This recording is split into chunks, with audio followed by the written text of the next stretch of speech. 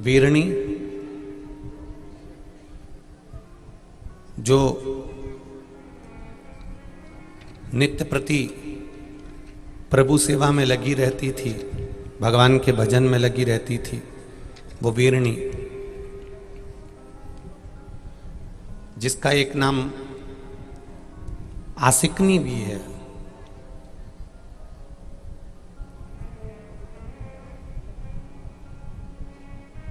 कितना तपबल है उसके भीतर, वो कितनी तपबल में लीन रहती है, कितना भजन में लीन रहती है, कितना स्मरण में लीन रहती है। और उसके तपबल के कारण अपने कुछ महीने का गर्भ अपनी बहन कह लो, सखी कह लो, या दक्ष प्रजापति की दूसरी पत्नी है तो सोतन भी कह सकते हो, एक अपनी बहन के गर्भ में फिर वो गर्भ स्थापित कर देना, फिर वो गर्भ दे देना।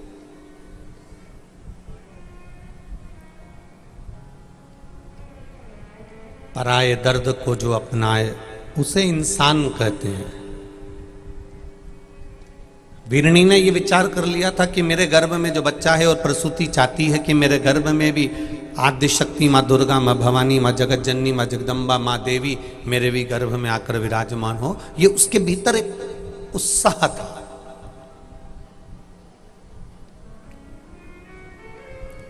वीरणी, आसकनी, जिसने अपने गर्भ के बच्चे को,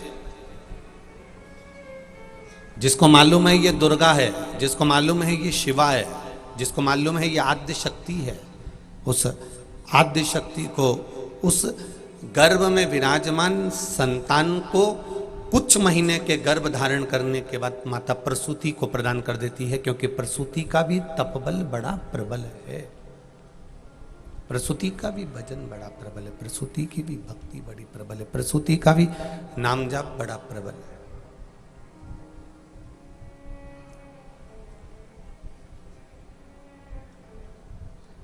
फिर वही बात आई कि सोने की कलम मूल नहीं है, चांदी का पेन मूल नहीं है, मूल है जो अक्षर कागज पर लिखे गए हैं, वो मूल है। आपके पास में करोड़ों का धन वो मूल नहीं है, पर आप किसी भूखे को भोजन करा रहे हो, किसी प्यासे को पानी पिला रहे हो, मूल वो है।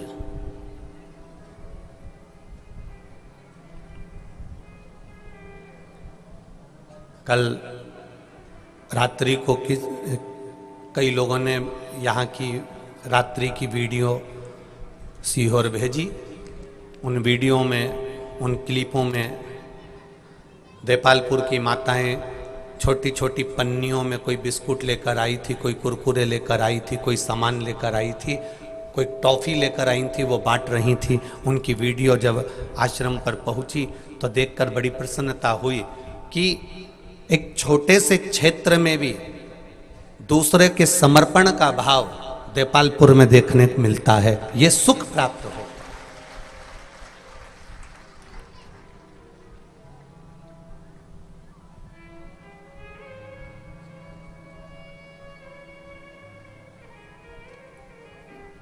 आपका समर्पण देखने को मिल रहा है, आपका विश्वास देखने को मिल रहा है। धन, अटारी, संपदा, दौलत, सत्ता, ये आप किसी दूसरे को देने वाले नहीं हो। ये आपके बेटे को मिलेगी, आपकी बेटी को मिलेगी, आपकी बहू को मिलेगी, पोता पोती को मिलेगी, आपके परिवार को मिलेगी, आपके कुटुंब को मिलेगी, आपके रिश्तेदारों को मिलेगी। ये किसी दूसरे को मिलने वाली नहीं है।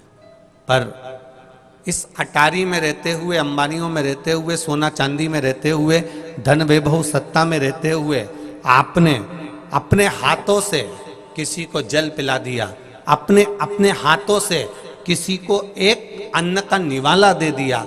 बस आपके खाते में ये जमीन जायदाद की जो रजिस्ट्री है, ये रजिस्ट्री तो यहीं छूट जाएगी, पर आपने अगर किसी को एक गिलास पानी पिलाया है, ये उसकी रजिस्ट्री में लिखा गया तो ये वहां तक चली जाएगी।